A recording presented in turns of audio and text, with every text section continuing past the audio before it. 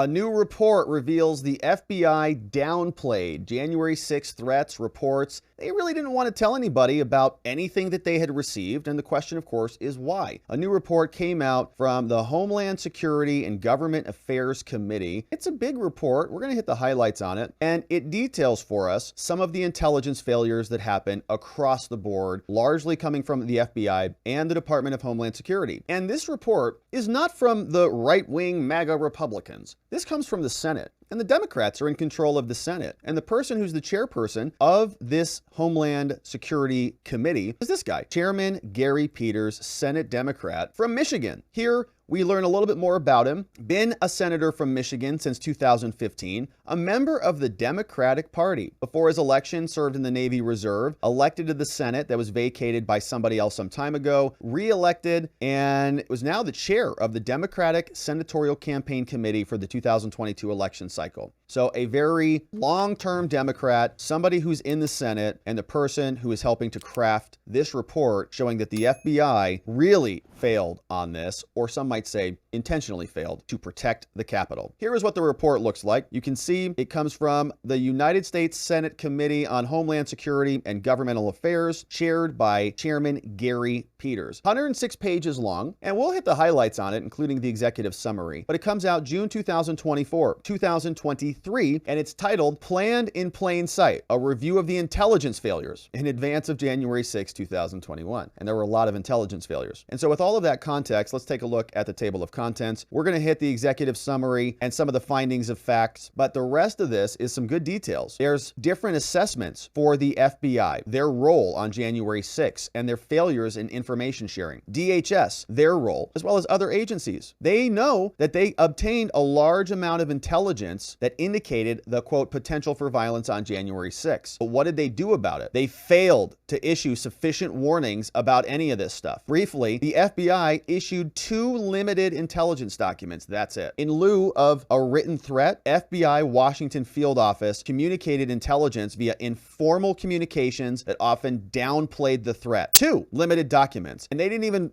formally do it. Just insurrection. Or it's because they knew that all of their confidential human sources and their own agents were going to be involved. The FBI dismissed individual threats as not credible, and they failed to fully assess the totality of the threat landscape. And the FBI wrongly focused on the potential for violence between the protesters rather than any threats to the Capitol. After the attack, FBI and DOJ officials described a clearer picture of the threat despite their lack of urgent warnings in advance. So it's like, wow, after it happened, they're like, we knew it was going to happen. Trump's the worst. Insurrection, mega. But before, they weren't warning anybody about it. Nobody had any idea. That's why it looked like people just walked right in there. They say here that the Homeland Security Agency, INA, issued products about a broader threat nationwide, but did not disseminate any reports. Or maybe because there was no actual legitimate threat. Even during the attack on January 6th itself, Homeland lacked urgency, and they failed to effectively share intelligence. Right. And you can see it goes on. FBI leadership mischaracterized their authorities to monitor social media. In other words, they lied. FBI lied about their social media powers. FBI conflated agency policies, and they failed to follow internal procedures for reporting information. Failed. Accident or something. Yeah, I'm sure it was just a mistake. FBI change in contracts left it without a key social media monitoring tool just days before the attack. Amazing. Now, there was a lack of coordination. Nobody was designated to lead. Total incompetence. And after the January 6th, agency officials blamed each other for the failures because our government is just totally incompetent. So the Senate Democrat Committee writes the following. They say, here's the executive summary. On January 6th, rioters attacked the Capitol in an unprecedented effort to disrupt the certification of the transfer of power. The attack followed months, they say, of repeated and false claims by Trump during his speech and so on. But during the attack, individuals hurt police officers, hit them with extinguishers and other things. In June, this committee released the report following an investigation. It said that the report said that agencies failed to adequately prepare for the joint session of Congress, and we planned for another review. But the intelligence failures that we've done now after we've reviewed this were not failures to obtain intelligence. to obtain intelligence. On the contrary, the two primary domestic intelligence agencies, the FBI and DHS, and the Office of Intelligence and Analysis, which is DHS. So when you see I&A, we're calling that DHS. Obtained multiple tips from numerous sources in the days and weeks leading up to the attack that should have raised alarms. Yeah, they could have, brought the National Guard in like Trump requested. Rather, those agencies failed to fully and accurately assess the severity of the threat. At a fundamental level, the agencies failed to fulfill their mission. The FBI failed to fulfill their mission. So did DHS, and connect the public and non-public information they received. Internal emails and documents that were obtained by the committee demonstrate the breadth and the gravity of the threats these agencies received. For example, I think I disagree with this. The FBI and DOJ received tips from multiple sources, including in December 2020, FBI received a tip that the Proud Boys plan to be in DC, and somebody, this is some probably hysterical person, says their plan is to literally eliminate people. Please take this tip seriously and investigate. We saw the Proud Boys. They weren't there to eliminate anybody. They didn't even have any weapons with them. They were there marching around, and the testimony at trial was they would have a difficult time organizing for a pizza party. With all due respect to them, right? But it's hard to organize a pizza party for anything. Please take these tips seriously. And all right, so the Proud Boys, obviously that tip was a bad tip, but theoretically the FBI should have done something with it. On January 3rd, FBI also became aware of multiple posts calling for armed violence, even though nobody was armed. I mean,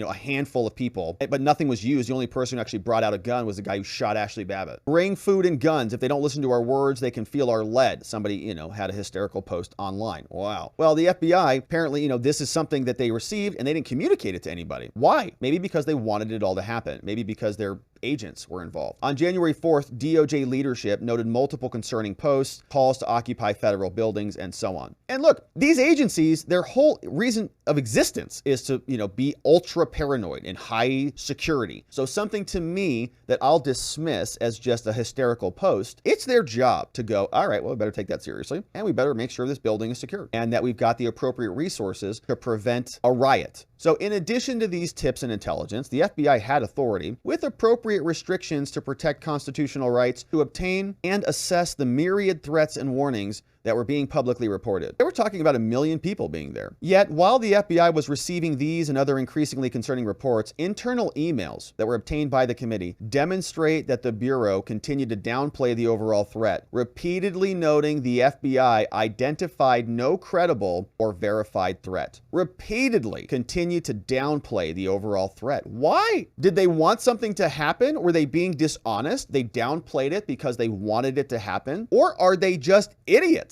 And all of this information is true? Or is it a third option, that there really was no identified or credible threat and the FBI knew it, but then caused it? Or maybe they really got surprised, but then they would have to be idiots because the Intelligence Committee is saying that they've got a ton of other evidence saying that they should have been on the know, which maybe means they're incompetent. So there's a whole different slew of permutations, but the point is they failed.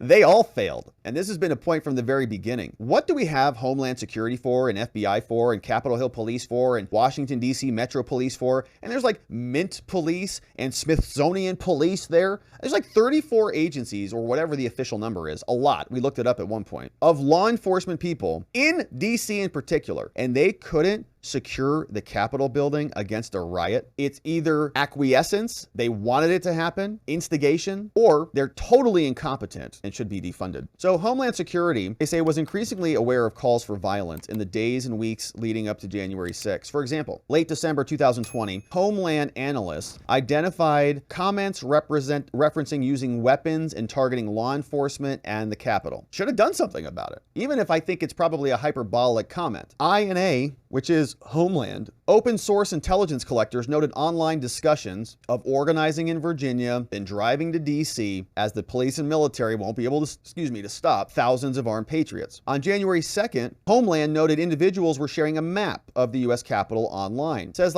feels like people are actually going to try and hurt politicians. 6 is going to be crazy. Shouldn't they have prepared a little bit better? Despite that intelligence, as late as 8:57 a.m. on January 6th, the morning of, a senior watch officer at Homeland Security, DHS National Operations, wrote this to everybody: there is no indication of civil disobedience. Amazing. Who is this senior watch officer? Why don't you name that person? Senate? Where did he get his order from? Did he read it? FBI and Homeland, the Senate says, failed to issue sufficient warnings based on the available intelligence. FBI only issued 2 documents about J6. That's it. Both of which were issued by field offices the night before the attack. The night before the attack. Now, just so we're ultra clear on this, the FBI had absolute confidential human sources embedded in the Proud Boys trial. They stipulated, the U.S. government prosecutors, meaning agreed, that there were 8 confidential human sources embedded with the Proud Boys. The Proud Boys were 5. There were 5 defendants, 8 agreed upon CHSs that the U.S. government admits were there in court filings. The defense team for the Proud Boys allegedly identified as many as 50 confidential human sources who were identified by the defense, but they could not be brought into court because they were precluded, because these were agents presumably with Homeland Security who were not the subject of the prosecution against the Proud Boys. This was an FBI case. And so the prosecutors and the judge said all of those extra agents were not relevant to this case. So we couldn't root them out. So the FBI had informants literally with the Proud Boys. We know that people like Ray Epps were on the FBI's most wanted list for violent offenders and then didn't get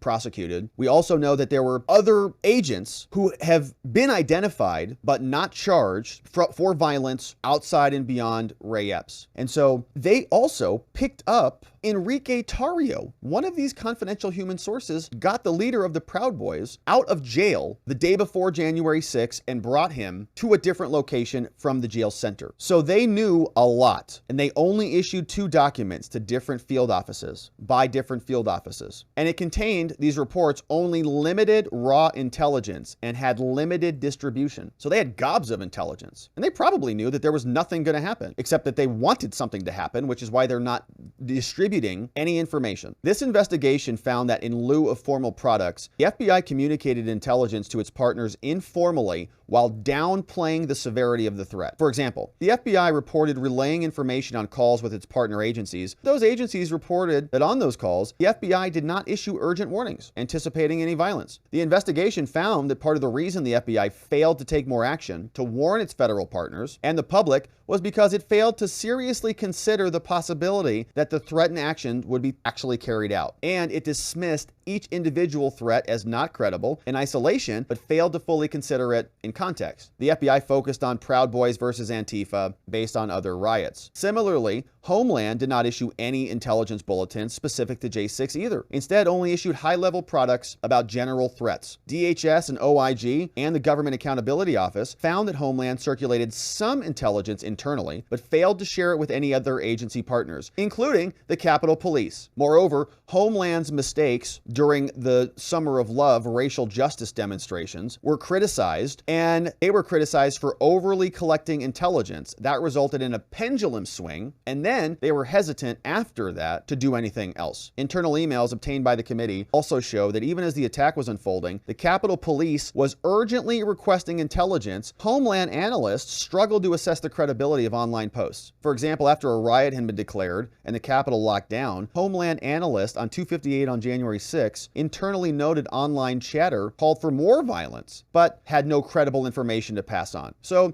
the FBI and Homeland, they do have legal authority to report on this stuff, but they did not share the intelligence that it was seeing. Government Accountability Office also found that FBI employees wrongly concluded that they could not process certain tips. Their open source monitoring capabilities were degraded. Internal emails show that FBI officials were surprised by the timing of the contract change. Wow, so they changed their monitoring software right before January 6th. The Bureau changed contracts for its third-party social monitoring tool just mere days before the 6th. Emails from the FBI said, this is going to have a negative effect on our monitoring capabilities on the 6th. Very convenient. Likewise, analysts wrongfully believed that they could not report concerning posts and so on. And finally, this investigation found that multiple agencies failed to effectively coordinate in the lead-up, contributing to the failures that allowed the Capitol to be breached. They all failed, maybe willful. Officials disagreed as to which agency was taking the lead role, with DoD key officials like Milley and his ilk pointing to the DOJ as the lead, with Bill Barr and his ilk. But the DOJ and FBI officials stated that no agency has been designated the lead. So you've got Milley and Barr and Wray at the FBI. All of these people pointing fingers at each other. Nobody wants to secure the building. Everybody's got a benefit if Trump dumps. Officials from other agencies also reported confusion about who was in charge. DHS did not designate J6 as a national security event, which it routinely does for significant events. Why not? Which could have bolstered security and coordination. Homeland doesn't even declare